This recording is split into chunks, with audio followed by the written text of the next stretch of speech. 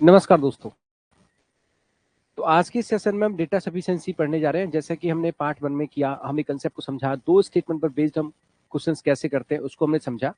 और अभी हम आज के सेशन में दो स्टेटमेंट पर बेस्ड हम करने वाले हैं, और जिससे कि हमारी जो छोटी छोटी एरर्स हैं, छोटे छोटे मिस्टेक्स हैं, उसको हमें खत्म करना है और थोड़ा सा और अभ्यास करना है, जिससे कि उससे रिलेटेड क्वेश्चन को बेहतर से बेहतर कर पाए। तो जैसे कि हम डेटा सफिशिएंसी में दो स्टेटमेंट के क्वेश्चंस को पढ़ रहे थे, थोड़ा सा आपको रिकॉल कर दूं कि जैसे हम केस 1 की बात कर रहे हैं, है ना, फिर हम क्वेश्चंस करेंगे और कोशिश करेंगे कि हमसे गलती ना हो। क्वेश्चंस के बाद जैसे दो स्टेटमेंट आते हैं, इंडिपेंडेंटली हमें दोनों स्टेटमेंट को चेक करना है, राइट। और अगर फर्स्ट से आंसर आ गया, सेकंड से नहीं आया, तो मर्ज नहीं करते और हम कहते हैं कि ओनली फर्स्ट इज सफिशिएंट, है ना। केस नंबर 2 में अगर हम बात करें, यहां क्वेश्चन के बाद हमारे स्टेटमेंट आए और सपोज करो फर्स्ट से आंसर नहीं आया, सेकंड से आ गया, तो हम मर्ज नहीं करेंगे और हमारा आंसर हो जाता है ओनली सेकंड। ठीक है।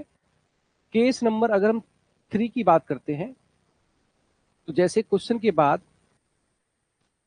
हमारे दो स्टेटमेंट आए और फर्स्ट से हमारा आंसर आ गया, सेकंड से भी हमारा आंसर आ गया।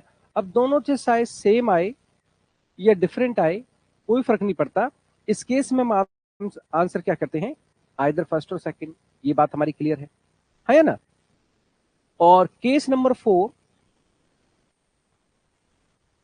जैसे क्वेश्चन के बाद हमारे दो स्टेटमेंट आए, ठीक है, और फर्स्ट से आंसर नहीं आया, सेकंड से नहीं आया, फिर हम दोनों को कंबाइन करके देखते हैं और सपोज उनसे भी आंसर नहीं आया, ठीक है जी। तो हम क्या कहते हैं, both are insufficient, both are insufficient, यही बात है। अच्छा, और केस नंबर 5 हमारा क्या है, जहां क्वेश्चन के बाद हमने दोनों स्टेटमेंट को चेक किया और इंडिपेंडेंटली दोनों से आंसर नहीं आया, दोनों को कंबाइन किया, फिर हमारा डेफिनेट आंसर आ गया। तो हम क्या बोलते हैं, बोथ आर रिक्वायर्ड या फिर both are necessary, both are required या फिर बोथ आर नेसेसरी। ये हमारे 5 केसेस इस तरह से चलते हैं। तो अभी हम सवालों पे चलेंगे और कोशिश करेंगे कि हमसे गलती ना हो। तो आपके सामने सवाल है और इस सवाल को थोड़ा ध्यान से देखो। जब दोनों से अलग अलग आंसर नहीं आए, तो आप कंबाइन तब करते हो जब चीजें कॉन्ट्रडिक्टरी ना हो, है ना। और पर्टिकुलर केस में अगर अदर्स पॉसिबिलिटीज भी हैं, तो वो स्टेटमेंट इनसफिशिएंट माना जाएगा। सफिशिएंट कब होता है, जब डेफिनेट आंसर हो, कोई और केस ना बन सकता हो। इस बात को बहुत गहरे रूप से समझना। इस क्वेश्चन के माध्यम से दो स्टेटमेंट को लेकर ये क्वेश्चन बहुत ही बेहतरीन क्वेश्चन है, प्लीज।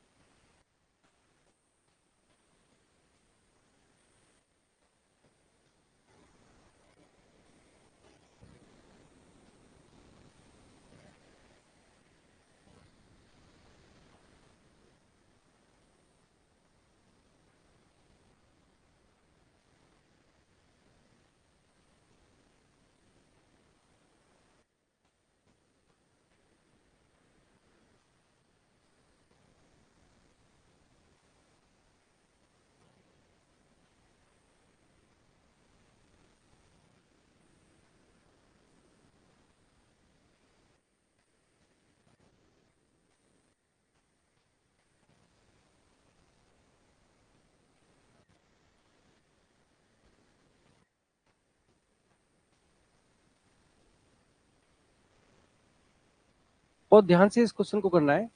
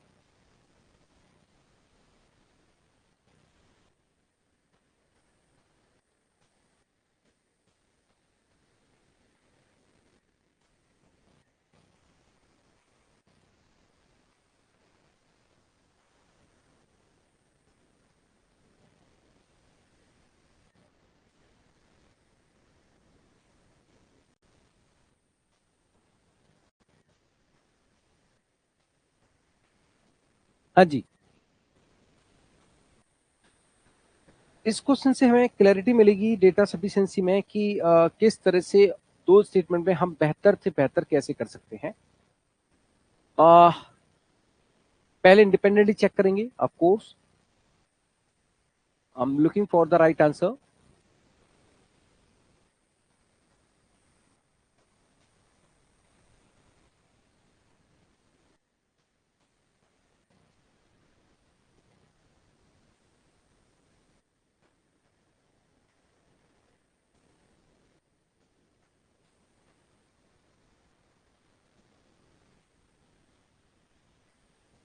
जी,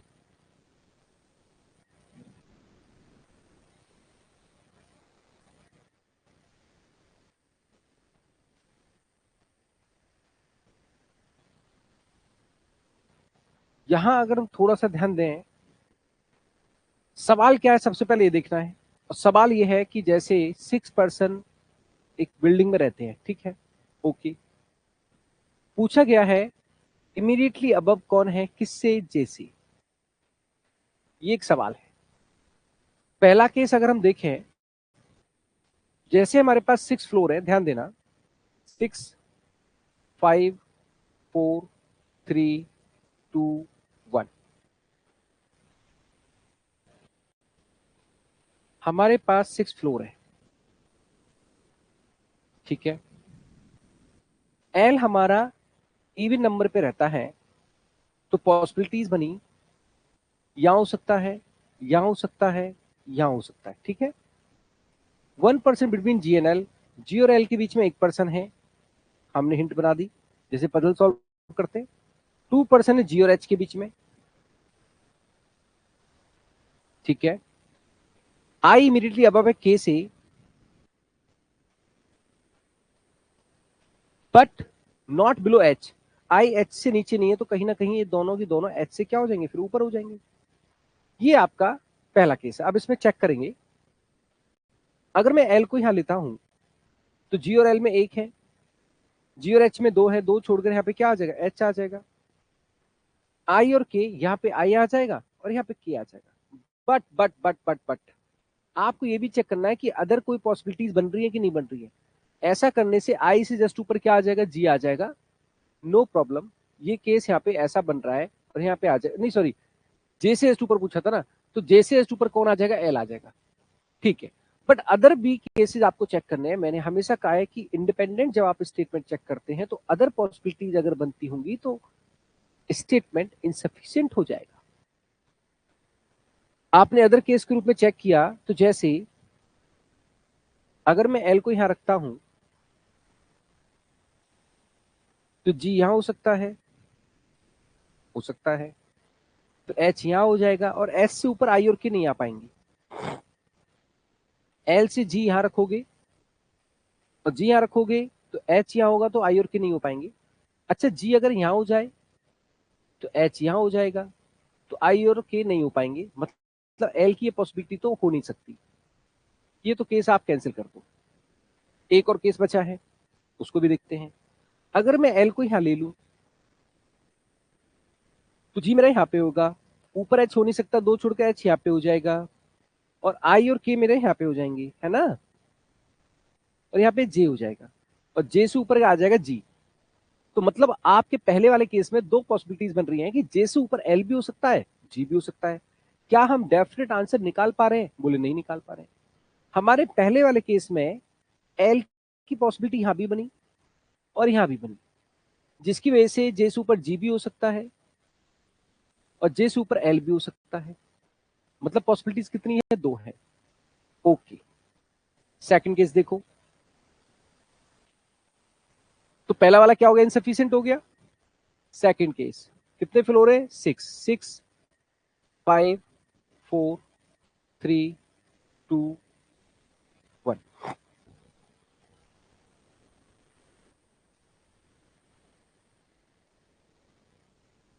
अब सुनो,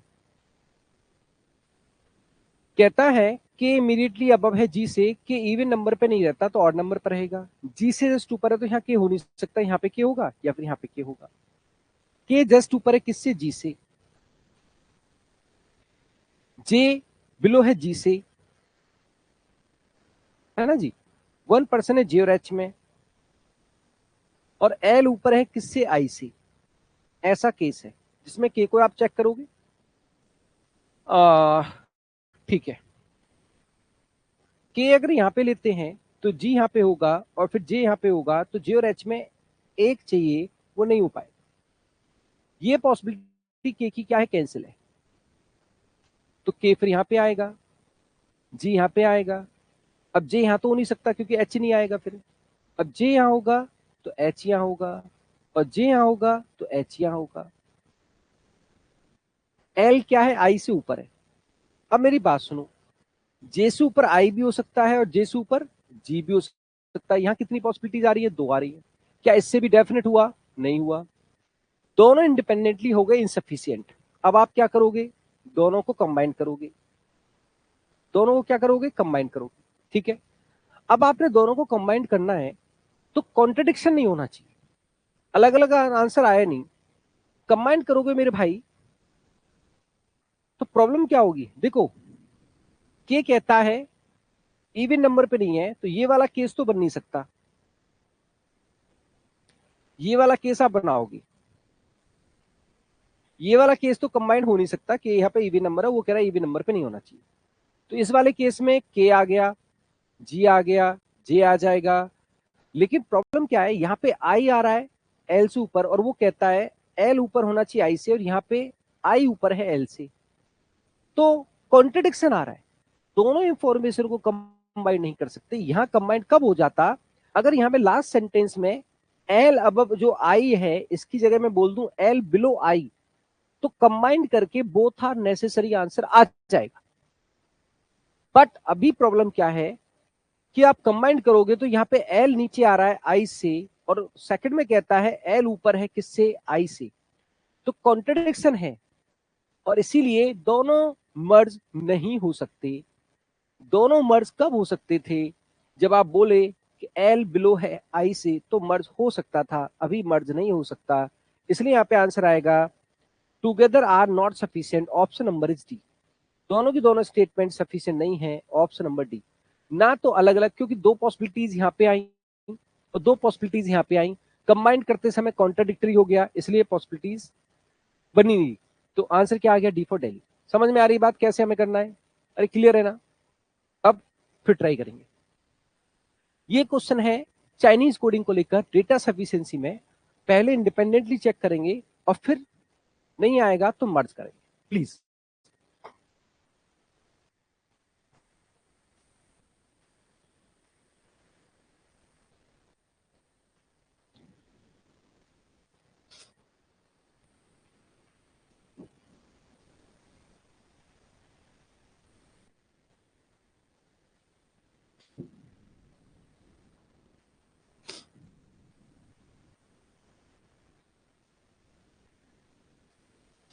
हमें डे का कोड निकालना है, पहले से कुछ गिवन भी है, राइट।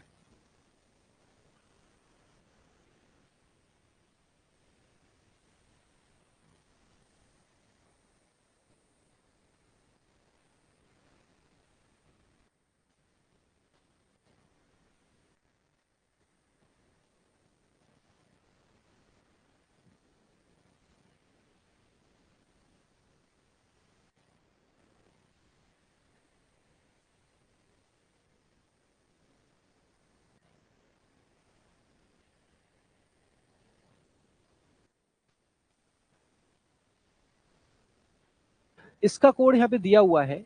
अब आपको एक समझ में आ रहा है कि डे का कोड निकालना है, तो क्वेश्चन से हमें पता लग रहा है कि जो डे का कोड है ना, वो इन तीनों में से एक होगा, ठीक है। एल ओ एल या बी ओ एल या जेड ओ एल, ठीक है जी, कोई बात नहीं। पहले स्टेटमेंट में बी ओ एल इन तीनों में से किसी का कोड है, तो बी ओ एल कोड हो जाएगा हैव का, क्योंकि यहाँ पे हैव गिवन है कॉमन। तो हैव का कोड हो गया बी ओ एल, मतलब डे का कोड बी ओ एल नहीं होगा। अच्छा जी, यहां देखो नाइस है और नाइस यहाँ पे गिवन है, तो नाइस का कोड हो गया जेड ओ एल। नाइस का कोड हो गया जेड ओ एल, तो नाइस भी नहीं होगा, जेड ओ एल। तो पहले वाले को क्वेश्चन के साथ कंपैरिजन करने पर 100% डे का कोड क्या आ जाएगा, एल ओ एल आ जाएगा। तो पहले से तो आंसर आ रहा है आपका, कोई दिक्कत नहीं है, पहले से आंसर आ रहा है। अच्छा दूसरा देखो, कंपैरिजन इसके साथ इसका करना है। नाइस यहाँ पे गिवन है और जेड ओ एल गिवन है, तो नाइस क्लियर हो गया। अच्छा जी, यहाँ पे हैव गिवन है और बी ओ एल गिवन है, तो यहाँ पे क्लियर हो गया। और हमारा बच्चा डे का कोड एल ओ एल, तो सेकंड का क्वेश्चन के साथ कंपैरिजन करेंगे तो सेकंड से भी आंसर आ रहा है। मतलब आप क्वेश्चन के साथ में फर्स्ट लेके चल रहे हैं तब भी आंसर आप निकाल पा रहे हैं, सेकंड आप लेके चल रहे हैं तब भी आप आंसर निकाल पा रहे हैं, इंडिपेंडेंटली दोनों से आंसर आ रहा है, तो हम कंबाइंड नहीं करेंगे। इस केस में आपका आंसर होगा आइदर फर्स्ट और सेकंड। मेरे दोस्त, इस केस में आंसर होगा आइदर फर्स्ट और सेकंड। ऑप्शन नंबर आपका हो जाएगा यहाँ पे आइदर और का सी, ऑप्शन नंबर हो जाएगा सी।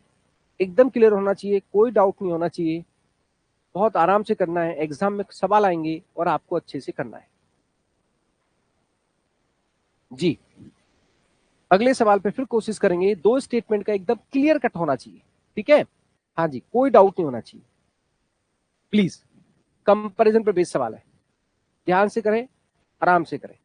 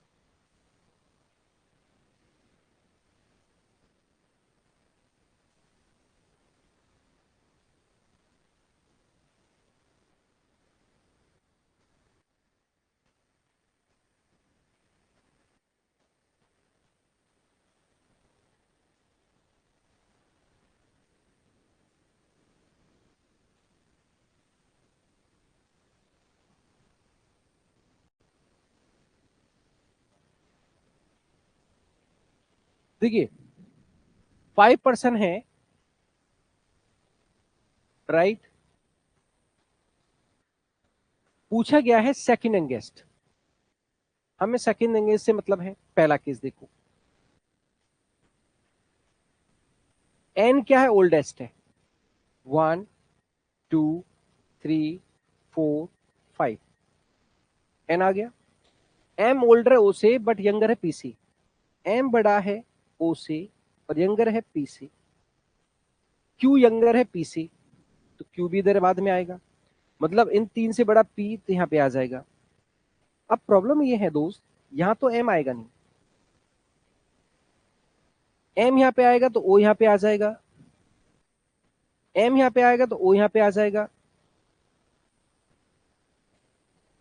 और एम यहाँ पे आएगा ओ यहाँ पे आएगा, क्यू यहाँ पे आ जाएगा। तो पॉसिबिलिटीज बन रही है, मतलब पहले से आंसर नहीं आएगा। सेकंड यंगेस्ट को हम नहीं बता पाओगे। सेकंड केस देखो, कहता है ओ यंगेस्ट है, तो 1 2 3 4 5, है ना। ओ क्या है, यंगेस्ट है, ओके। पी ओल्डर है क्यू से बट यंगर है एन से, पी ओल्डर है क्यू से बट यंगर है एन से।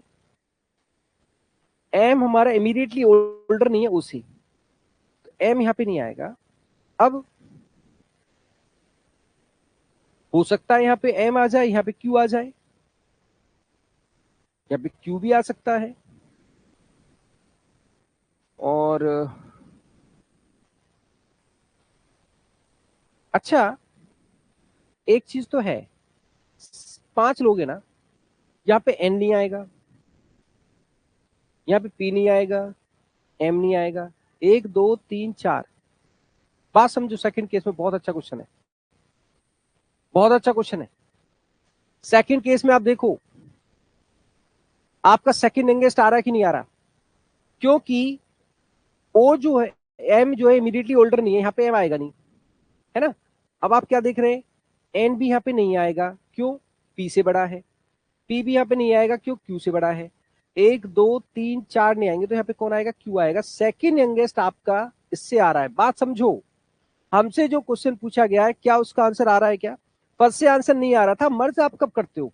मर्ज तो तब करेंगे ना जब दोनों से आंसर नहीं आए। आपसे सवाल क्या पूछा है? मुद्दा इस बात का है कि आपसे सवाल क्या पूछा है। सवाल पूछा है सेकंड यंगेस्ट बताना है, और हमारे इस केस में बाकी के बारे में पता चले ना चले कोई फर्क नहीं पड़ता, लेकिन सेकंड यंगेस्ट तो क्यू आएगा, क्योंकि यहां पर ना तो एम आ रहा है, क्यों मना कर रहा है वो। एन और पी आएंगे नहीं, क्योंकि एन पी से बड़ा है, क्यू से बड़ा है। पी आएगा नहीं क्योंकि वो क्यू से बड़ा है। तो यहाँ पे कौन बचा, क्यू बचा, क्योंकि 1 2 3 4 लोग नहीं आ रहे, तो यहाँ पे कौन आएगा, क्यू आएगा। क्यू सेकंड यंगेस्ट हो जाएगा एज पर द सेकंड, ये कंफर्म आ रहा है। तो एक एक चीज पे ध्यान रखना है, मैं आपसे बार बार कह रहा हूं। सबसे पहला ये मैटर करता है कि सवाल क्या पूछ रहा है। अब यहाँ पे आपसे पूछे कि भैया सेकंड हाईएस्ट बताओ, ये बताओ, वो मिले नहीं मिले ना मिले, क्या फर्क पड़ता है। जो क्वेश्चन पूछा है अगर उसका आंसर आपका आ रहा है तो बात खत्म हो जाती है। तो हमारा जो है फर्स्ट से आंसर नहीं आया, सेकंड से आ गया, तो हम मर्ज क्यों करें? क्यों मर्ज करेंगे हम? हमारा तो आंसर जो आप पूछ रहे थे ना वो तो आ गया ना, हम क्यों मर्ज करेंगे बताइए? हम मर्ज नहीं करेंगे। इसलिए इस क्वेश्चन का आंसर जाएगा only second is sufficient and first is not. Option number जाएगा C, only second is sufficient first is not. समझ रहे? चलिए फिर ट्राई करेंगे फटाफट। क्वेश्चन को देखो, समझो, फिर आंसर निकालो।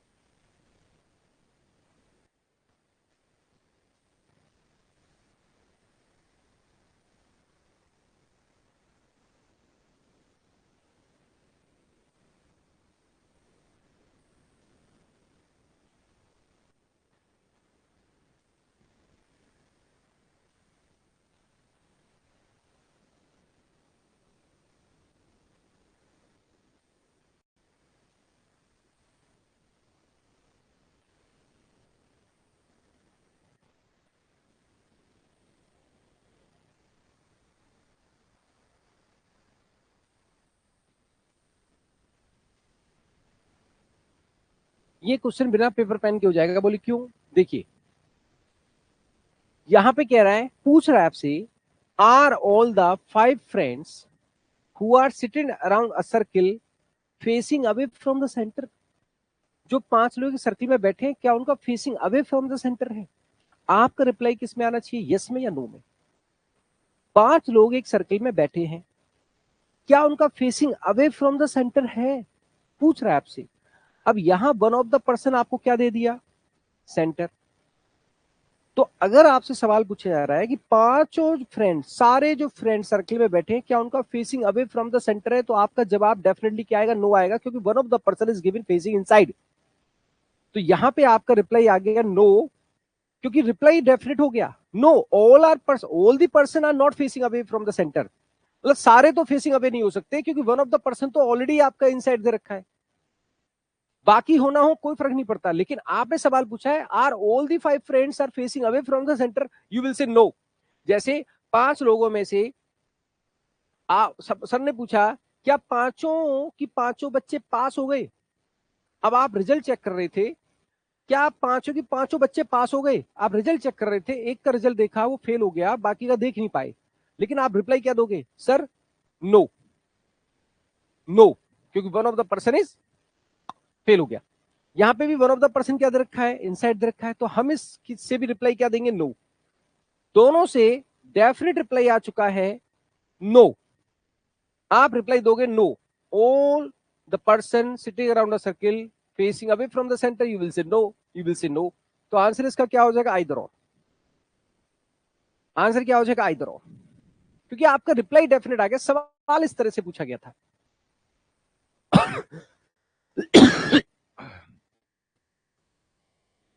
चलिए, ये पैरेलल लो के रेस्पेक्ट में इसको समझेंगे और करेंगे।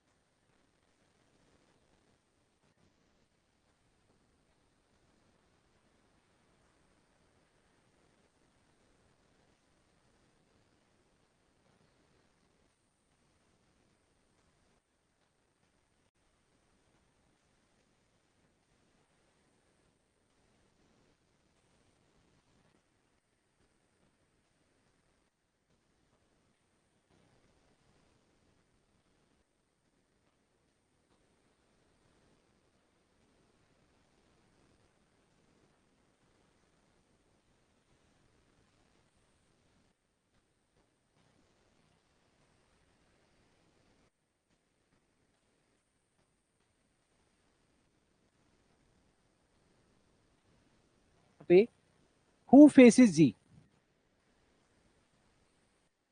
ये सवाल है। पैरेलल रो है, दो रो आपने ड्रॉ की, ठीक है, राइट लेफ्ट लेफ्ट राइट। इनका फेसिंग नॉर्थ है, जे के एल, इनका फेसिंग है एफ जी एच, ठीक है।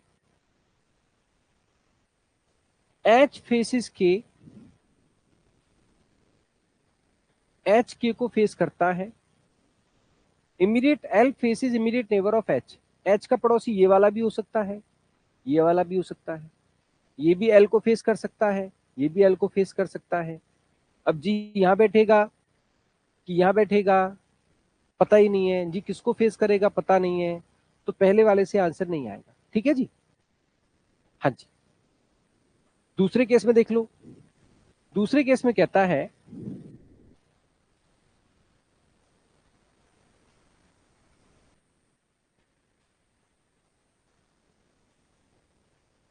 जी किसी किनारे पे है, जे इमीडिएट लेफ्ट है एल के, एल के इमीडिएट लेफ्ट में कौन है? जी है, नहीं एल के इमीडिएट लेफ्ट में जे है। अब जी किसी किनारे पे है तो जी यहां हो सकता है, यहां हो सकता है, कहीं और हो सकता है। जी किसको फेस करेगा नहीं पता। अलग अलग आंसर नहीं आया, अब आप क्या करोगे? कंबाइन करोगे। अलग अलग आंसर नहीं आया, आप कंबाइन करोगे, ठीक है जी। कंबाइन कर लेते हैं। अगर आप कंबाइन करोगे तो उसने कहा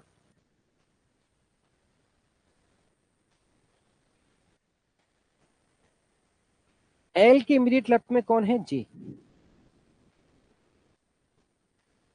एच फेस करता है के को, एच का पड़ोसी एल को फेस करता है, एच यहाँ तो हो नहीं सकता कि उसका पड़ोसी एल को फेस कर देगा, तो एच यहीं पे आएगा फिर। और एच का पड़ोसी एल को फेस करता है, एच फेस करता है के को, जी किनारे पे है तो यहाँ पे जी आ जाएगा और यहाँ पे क्या आ जाएगा, एफ आ जाएगा। तो जी किसको फेस करेगा, जे को। जी फेस करेगा जे को। ये बात कैसी आई समझ में, जब दोनों को कंबाइंड किया तो आंसर क्या आ गया, both are together necessary to give the answer. अलग अलग चेक किया, नहीं आया। दोनों को मर्ज किया, हो गए मर्ज, कोई कॉन्ट्रडिक्शन नहीं आया, डेफिनेट आंसर आ गया, बोथ आर नेसेसरी। अब एक सवाल करने जा रहे हैं थोड़ा डिफरेंट लेवल का, चाइनीज कोडिंग में डिफरेंट लेवल का सवाल करने जा रहे हैं। पूरी शिद्दत से, आराम से, तसल्ली से पढ़ेंगे और उसको करेंगे। आई होप सो आपकी क्लैरिटी आई होगी। बहुत आराम से, तसल्ली से मैं समझाने का प्रयास कर रहा हूँ, एक एक पॉइंट को समझाने का प्रयास कर रहा हूँ। आपको वीडियो बार बार देखना है जिससे कि आपकी क्लैरिटी आए। जब तक क्लैरिटी नहीं आए आपको तब दोबारा देखना है, दोबारा देखना है। जिस दिन क्लैरिटी आ गई फिर पलट के देखने की जरूरत नहीं पड़ेगी। जी, इस सवाल को सॉल्व करेंगे, पढ़ेंगे आराम से और फिर सॉल्व करेंगे। Please take your time. पहले आप ट्राई करेंगे, देन आई विल एक्सप्लेन।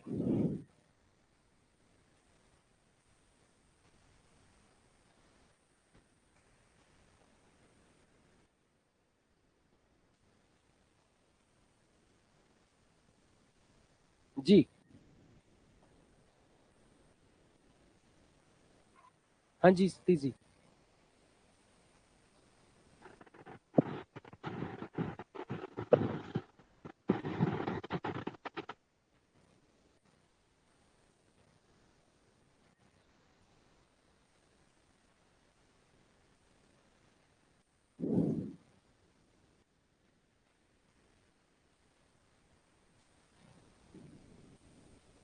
पहले आप खुद से ट्राई करें, देन आई विल एक्सप्लेन। आप कमेंट कर दीजिए Satish ji, having issue in talking.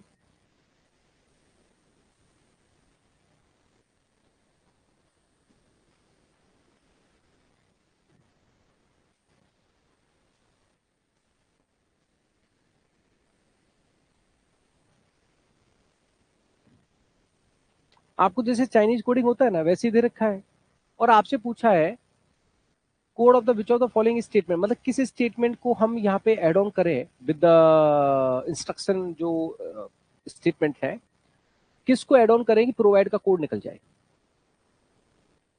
Option आपको दे रखे हैं, थोड़ा डिफरेंट लेवल का है। अब मेंस का क्वेश्चन है तो of course you have to understand, right. किस स्टेटमेंट को एड ऑन करें, ऐड करें कि प्रोवाइड का कोड निकल जाए।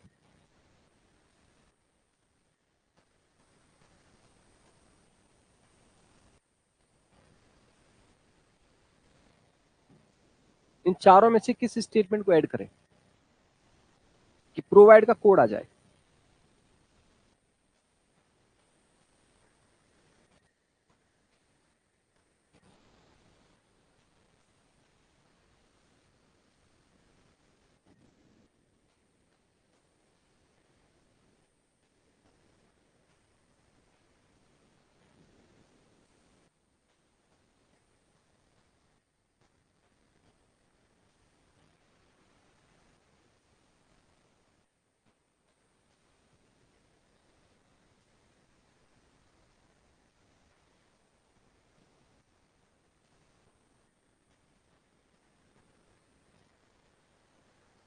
ठीक है, एक बार चेक करते हैं। देखो, हमें प्रोवाइड का कोड निकालना, राइट।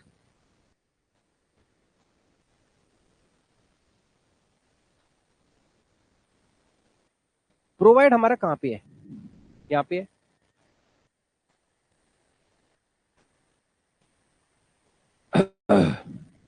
टुगेदर कहीं पे कॉमन है, हाँ जी। सोसाइटी नहीं है, फैमिली कॉमन है, फैमिली तो यहाँ पे भी है। पहले डेफिनेट वाला देख लो क्या क्या नहीं हो सकता है, फिर उसके बाद बात करेंगे। पहले इसी में एक दिमाग लगाएंगे।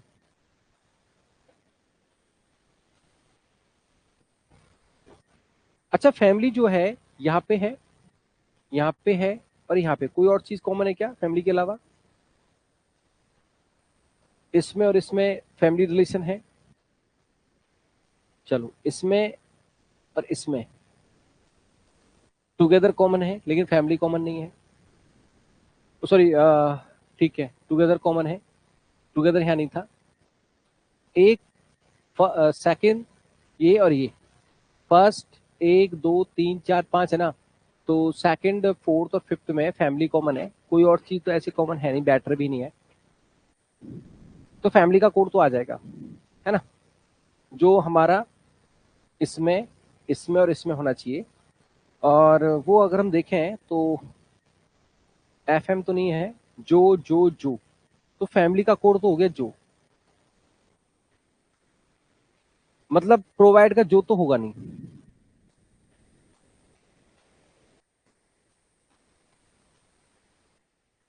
फर्स्ट और सेकंड और उसमें अगर हम देखें फैमिली तो आ चुका है, together is common, society common नहीं है, फ्रिक्शन कॉमन नहीं है, टुगेदर का कोड आ जाएगा, जो इसमें और सिर्फ इसमें कॉमन है ए बी।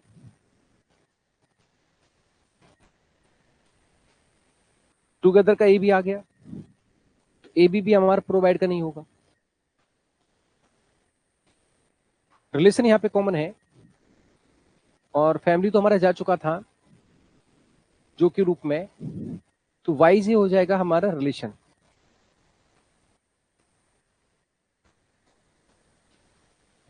वाइज ही हो जाएगा रिलेशन। हमारे पास बचा है बैटर। बैटर हमारा कॉमन था कहीं पे, फर्स्ट में नहीं है, इसमें नहीं, बैटर यहाँ पे कॉमन है। प्रोवाइड और बैटर, बैटर प्रोवाइड, इन दोनों में अगर हम देखें क्या क्या कॉमन है, एफ एम और एनटी, तो हमारा जो प्रोवाइड का कोड आ रहा है ना, इस इंफॉर्मेशन प्रोवाइड और बैटर का कोड आता है, और वो आ रहा है एफ एम और एनटी। ये हमारे पैराग्राफ से आ रहा है जिसमें कोई हमें एड ऑन नहीं करना। अब क्या एड ऑन करें कि प्रोवाइड क्लियर हो जाए, ठीक है। अब जरा देखो, पहले वाले में अगर आप करते हो एड ऑन, तो प्रोवाइड भी आ रहा है, बैटर भी आ रहा है, तो फिर कंफ्यूजन बना रहेगा। क्या है, कंफ्यूजन तो बना रहेगा ना, प्रोवाइड भी आ रहा है, बैटर भी आ रहा है, कंफ्यूजन बना रहेगा, सॉरी। इसमें बैटर आ रहा है, तो बैटर का जब क्लियर हो जाएगा तो प्रोवाइड का निकल जाएगा। अगर आप कोई एक सेंटेंस बैटर वाला ऐड कर दोगे तो वहां बैटर कॉमन हो जाएगा, बैटर का कोड कॉमन हो जाएगा, तो बैटर एफ एम एनटी में से निकल जाएगा, बैटर निकल जाएगा, प्रोवाइड बचेगा, मतलब आपका यहां से आंसर आएगा, ठीक है। अच्छा, यहाँ पे आपका सिर्फ प्रोवाइड रखा है, तो आप कोई भी सेंटेंस ऐड करोगे उसमें प्रोवाइड होगा, तो प्रोवाइड का कोड कॉमन करके आप यहां से निकल जाएगा। प्रोवाइड बेटर में से एक वर्ड आ रहा है प्रोवाइड, तो प्रोवाइड का कोड हम थर्ड से भी निकाल देंगे। यहाँ पे बेटर आ रहा है और बेटर आ रहा है, तो भाई यहां से भी आपका कोड बेटर का निकल जाएगा, बेटर का निकल जाएगा, तो प्रोवाइड बचेगा। तो आप सेकंड ऐड करो या थर्ड ऐड करो या फोर्थ ऐड करो, सेकंड ऐड करो या थर्ड ऐड करो या फोर्थ ऐड करो, तो ऑप्शन नंबर क्या हो जाएगा, बी। मतलब सेकंड थर्ड फोर्थ में से किसी को भी एड ऑन करने से you will get the code for provide. Second third fourth में से किसी को भी एड ऑन करने से you will get the code for provide, है ना, समझ में आ रही बात। आप सेकंड सेंटेंस को यहां पे कहीं भी ऐड कर दोगे तो you will get the code for better, और बेटर का मिलेगा तो प्रोवाइड का बचेगा, तो प्रोवाइड निकल जाएगा। आप इसको ऐड करोगे तो प्रोवाइड कॉमन होने पे प्रोवाइड का निकल जाएगा, इसको ऐड करोगे तो बेटर निकलने पे प्रोवाइड बचेगा, तो प्रोवाइड का निकल जाएगा। तो सेकंड या थर्ड या फोर्थ तीनों में से कोई भी सेंटेंस ऐड ऑन करने पर you will get the code for provide. इसलिए डिफरेंट टाइप से क्वेश्चन पूछा गया था और यहाँ पे आंसर क्या हो गया, बी हो गया। तो दो स्टेटमेंट पर ये मैंने जो दोनों वीडियोस में आपको क्लैरिटी देने की कोशिश की है, लेकिन गाइस ध्यान रहे, कंसेप्ट जो मैंने पहले वीडियो में बताए थे, कंसेप्ट्स को दोबारा जरूर समझना, सुनना। क्लैरिटी देखो, नंबर ऑफ क्वेश्चन आप 100 लगा रहे हैं लेकिन आपकी क्लैरिटी नहीं है, कंफ्यूजन है, तो फिर फायदा नहीं है। चाहे 10 क्वेश्चन लगाओ या 15 लगाओ, बट क्लैरिटी होगी ना, तो हो सकता है आधा मिनट 1 मिनट ज्यादा लगेगा क्वेश्चन को करने में, but accuracy is the prime task. Accuracy is the prime task. फिर उसके बाद बाकी स्टेटमेंट के क्वेश्चन हैं, जो भी क्वेश्चन हैं उनको भी समझेंगे, करेंगे, कोई टेंशन वाली बात नहीं, ठीक है। तो दो स्टेटमेंट पे पहले क्लैरिटी ले लो, उसके बाद हम आगे फिर वीडियोज में मिलेंगे और डिस्कशन करेंगे। Thank you so much, God bless you, Radhe Radhe, जय हिंद।